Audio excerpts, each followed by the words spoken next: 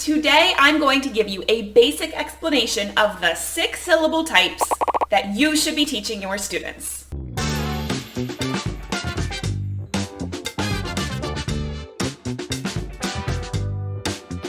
Welcome to episode 5 of Phonics Rules for Teachers and How the Heck to Teach Them. I'm Martha Moore, and today we're going to be talking about the basics of each of the 6 syllable types. If you are not familiar what a syllable is, or you don't fully understand why you even need to teach syllables, I covered that last time, so go ahead and check that out. Today I'm going to give you a basic explanation of the 6 syllable types and their most important characteristics. Later down the line, I'm going to go more in depth with each syllable type, but today if you just want a basic overall understanding of what are the 6 syllable types, this is the video for you. I'm also going to be sharing these syllable types in the order that I like to teach them. There are different orders that people teach the syllable types, but I will tell you for sure that I think the first 2 make sense to be taught in that order as the first 2. Let's take a look. First, we're going to talk about my favorite syllable of all time, which is the closed syllable.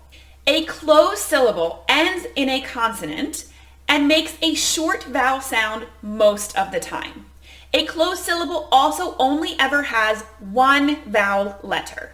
If there are 2 or more letters representing the vowel sound in the syllable, it is not a closed syllable. Closed syllables are my favorite type of syllables because they make up about 50% of all of the syllables in the written English language. That means that as soon as students understand how a closed syllable works, they can read a lot of words. Closed syllables include these spelling patterns: VC, CVC, CCVC, CCVCC, or CVCCC.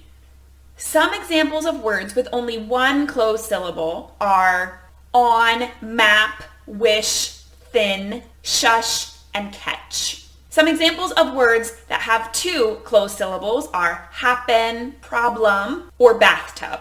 And some examples of closed syllable words that have 3 syllables are fantastic, magnetic, and basketball. Our second syllable type is the open syllable. An open syllable ends in a single vowel letter and usually has a long vowel sound. It can also have a schwa sound, i.e. the sound that you hear at the end of my name, Martha. Open and closed syllables together make up about 75% of the syllables in the English language. So again, if students know only these 2 syllable types, they are able to read so many words. Here are some examples of words that are made up of only open syllables. Here are some 1 syllable words: I, me, no, go, so, my, fly, we, she. Here are some examples of 2 syllable open syllable words: redo, baby, taco. And here are some examples of 3 syllable open syllable words: potato, banana. Our next syllable type is the silent E syllable. A silent E syllable has a single vowel letter, a consonant, and then a silent E at the end. This can also be called a split digraph because we have 2 letters representing one sound, but it's split by a consonant. While silent E syllables often have a long vowel sound, that isn't the only job of silent E. In fact, silent E has 6 jobs in a silent E syllable. Silent E's jobs are to represent a long vowel sound, for example, kite, hope, mate. Another job of silent E is to prevent words from ending in I, U, V, or J. For example, give, glue, pie. Silent E also makes C or G soft, and it can make S hard. For example, mice, cage, or wise. Silent E also works to show that a word is not a plural. For example, house. And finally, silent E can make TH a voiced sound. For example, breath versus breathe. Here are some examples of words that are made up of silent E syllables: gave, use, nose, bike, hope, homemade, or milestone.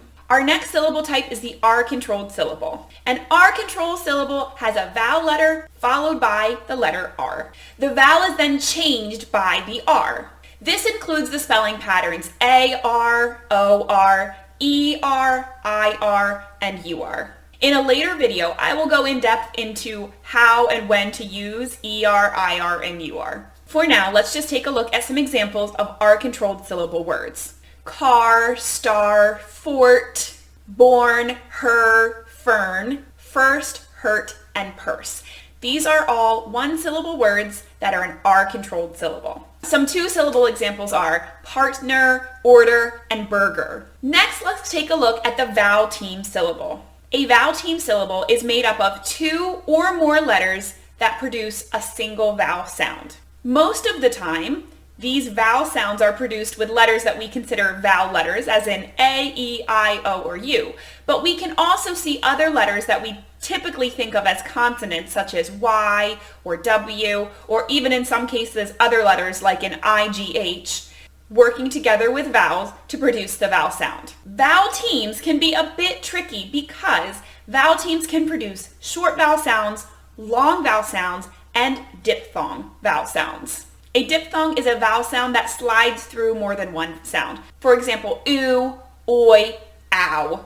When teaching vowel team syllables, it's really important to teach each spelling pattern separately. Students should know that it is a vowel team, but they're going to need to learn the sounds that a specific spelling pattern represents. Here are some examples of vowel team syllable words with one syllable. Eat, bread, saw, now, food, goat, coin, steak, stay.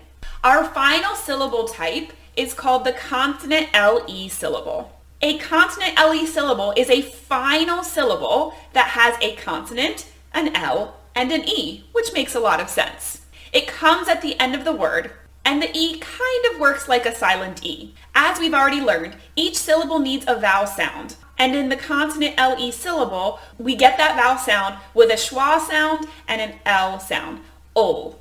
Some examples of words with this syllable type are table, cycle, needle, handle, puzzle, puddle, purple.